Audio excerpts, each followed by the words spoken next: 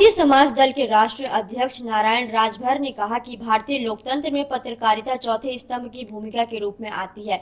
पत्रकार ही इस लोकतंत्र को स्पष्ट पारदर्शी करने में सबसे बड़ी भूमिका निभाते हैं। यदि ऐसी परिस्थिति में पत्रकारों पर उत्पीड़न होता है तो मैं निश्चित तौर पर कह सकता हूं कि भारतीय लोकतंत्र खतरे में हो जाएंगे। यदि पत्रकारिता के साथ सम्मानजनक व्यवहार होता है तो भारतीय लोकतंत्र अत्यधिक ही मजबूत और पारदर्शी होगा। मैं पत्रकारों के पक्ष में सहमति व्यक्त करता हूँ।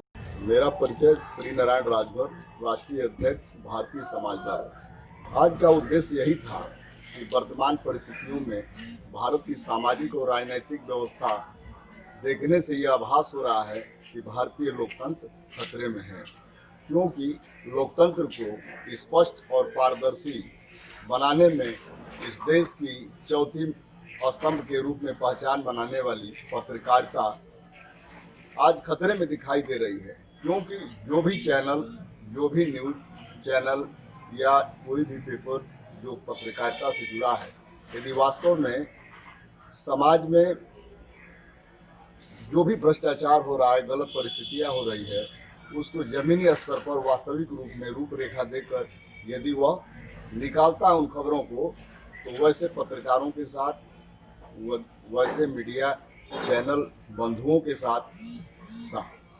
राजनैतिक उत्पीड़न हो रहा है, सामाजिक उत्पीड़न हो रहा है, और यह लोकतंत्र के लिए उचित नहीं है। हम किसान आंदोलन के साथ जुड़े हैं और उनका समर्थन करते हैं, क्योंकि हमारे देश को आज़ाद हुए 72 वर्षों से भी अधिक समय हो गया, लेकिन जिस रूपरेखा में अन्य व्यावसायिक लोगों का जो विकास हुआ है, वैसी परिस्थितियों में किसान का विकास नहीं हुआ है। आज़ादी के बाद भारत के किसान जिस स्तर में विकसित होनी चाहिए उस स्तर में विकसित नहीं है।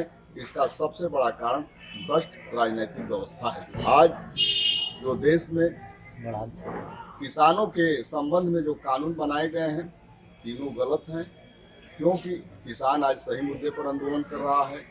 देश के तमाम किसान, तमाम गरीब स्तर के लोग या इस देश के सभी देशवासियों की जिम्मेदारी बनती है किसान आंदोलन का साथ दें। हमारे कहने के मतलब कि लाल बहादुर शास्त्री हमारे पूर्वांचल से और इस बनारस के लाल थे, और जो इस बात को अच्छी तरह जानते थे कि इस देश का वास्तविक रूप में यदि कोई कर्णधार है, मजबूत स्तंभ है, जिसके कंधों पर इस देश का विकास, सम्मान और स्वाभिमान टिका है, तो वो है किसान और जवान।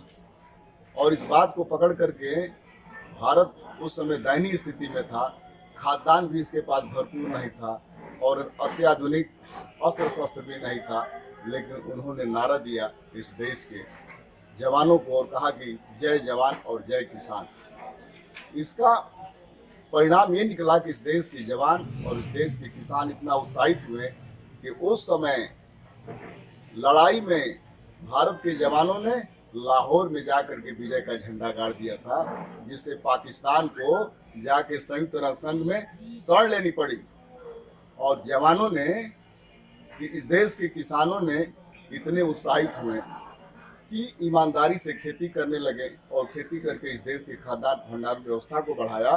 और उन्होंने कहा कि हम एक दिन भूखा सो लेंगे, सप्ताह में, महीने में एक दिन उपवास करेंगे, लेकिन हम अपने दुश्मनों के सामने सर नहीं झुकाएंगे। क्योंकि अमेरिका जो है कि गेहूं का सबसे बड़ा आयातक देश था, जिसने चुनौती दिया यदि पाकिस्तान के साथ अब समझौता नहीं करते हैं तो हम गेहूं देना बंद कर देंगे। और लाल बहादुर शास्त्री के आह्वान पर इस देशवासियों ने उपवास किया और उपवास करके इस देश का सम्मान बढ़ाया। और आज उन्हीं किसानों का जिस स्तर से उत्पीड़न हो रहा है, कड़ाके की सर्द में 2 डिग्री सेल्सियस पर हमारे किसान जो है खुली सड़क पर सो रहे हैं, खुली सड़क पर मर रहे हैं। कितने किसान शहीद हो गए। ऐसी परिस्थितियों में केंद्र सरकार की नींद नहीं खुल रही है, ये लोकतंत्र का खतरा है।